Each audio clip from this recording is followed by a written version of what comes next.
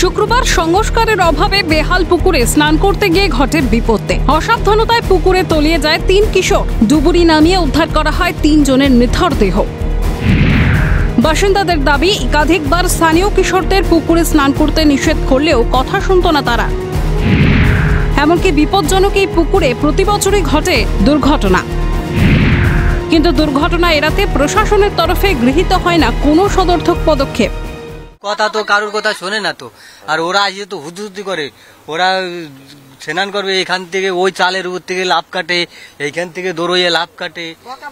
ওরা কারোর কথা শোনে না, ওরা গা উল্টে গালাগালি দেয়। ওরা তো প্যান্টের ভিতরে ওই শোলাগুলো ঢুকায়, তারপরে ওরা লাভ কাটে, ওই শোলা অবস্থায় লাভ কাটে, সাঁতার কাটে।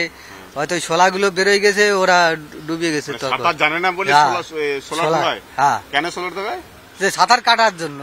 এটা বললে এটা শুনতো না না, বলতে মেরা মা কা हम लोग कम जाएंगे, तुम लोग को क्या है। মূলত তিলজলা এলাকার 42 নম্বর বাস স্ট্যান্ডের কাছাকাছি এই পুকুর ব্যবহার করে স্থানীয় মন্দির। সেক্ষেত্রে মন্দির কর্তৃপক্ষের তরফেও কোনোদিন পুকুরটির সংস্কারের জন্য দাবি কেন করা হয়নি, উঠছে প্রশ্ন। আপাতত 3টি দেহ ময়নাতদন্তের জন্য ন্যাশনাল মেডিকেল কলেজ হাসপাতালে পাঠানো হয়েছে। শুরু হয়েছে পুলিশি তদন্ত। কিন্তু বছরের পর বছর যে পুকুরে দুর্ঘটনা ঘটছে, সেখানে স্থানীয় প্রশাসনের উদাসীনতায় হতবাক জনগণ, তা বলাই বাহুল্য।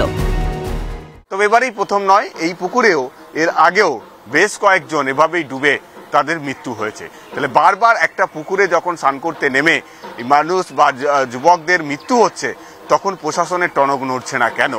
আদৌ কি এই ঘটনার পর প্রশাসনের টনক নড়বে? এখানে স্নান করার ক্ষেত্রে কোনো বিধিনিষেধ কি আরোপ করা হবে? সেটাই দেখার। ক্যামেরায় সুরজিৎ প্রামাণিকের সঙ্গে মফিজুল ইসলাম, ক্যালকাটা নিউজ, কলকাতা।